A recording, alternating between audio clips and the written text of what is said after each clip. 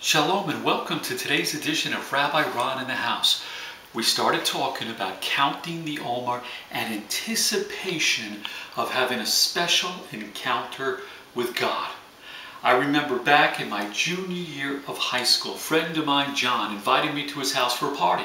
Got to his house, his parents had bottles of liquor all over the living room and dining room. They were there with all their adult friends.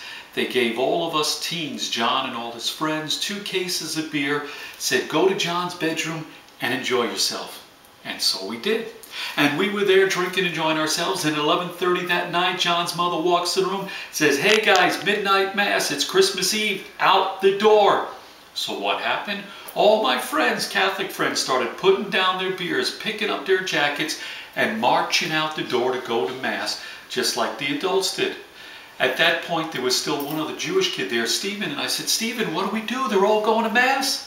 He said, "I don't know, Ron, but it's only 11:30 at night. It's too early to go home." Thought about it for a moment, and he recommended we might as well just hang out and mass with them. See, we lived in these 12-story apartment buildings, and there was just a whole line of them across the beach, and in between 2 of the buildings was Temple Israel, St. Rosa Lima Catholic Church, neighbors right next to our building. As far as we knew, everybody that lived in our buildings either went to Temple Israel or St. Rose. So we figured, hey, we know everybody who goes to Mass. And so we put down our beers, picked up our jackets, and we followed the crowd off to church. I sat through this Christmas Eve service. I sensed a joy I never felt before. Then I started thinking, wait a minute, I've been drinking beer for the last few hours. I said, I wonder, is it the beer or is it Messiah that's making me feel this way? I thought, what do I do? How do I figure it out? I remembered in science you isolate individual factors to decide what is it that causes this thing to happen. So I said, good, as far as I could tell, there's only 2 possibilities. 1, it was the beer. 2, it's Messiah. So I know what to do. I'll come back next year on Christmas Eve for midnight mass sober. See, I had to wait a whole year. I had to have an excuse. I couldn't stroll into church Sunday morning.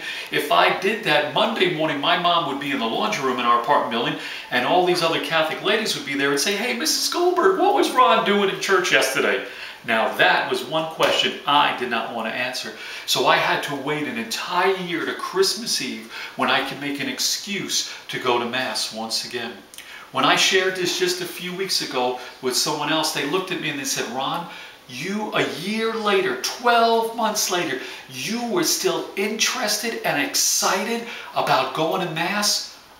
All that time longer, later, 12 months later, it didn't waver out and dissipate?"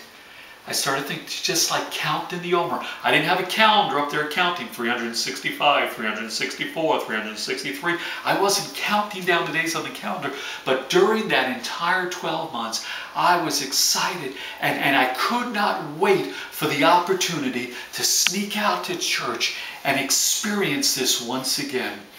This is what we have to look forward to. We're counting the Omer, but not 365 or 364 days, only 50 days. 50 days to go from Passover to Shavuot or Pentecost, a time to have a special encounter with God.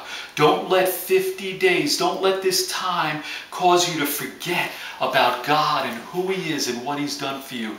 But continue to think about these things and look forward with anticipation to Shavuot and your next opportunity to have a special community encounter with God. And so thanks for joining me. This has been Rabbi Ron in the House.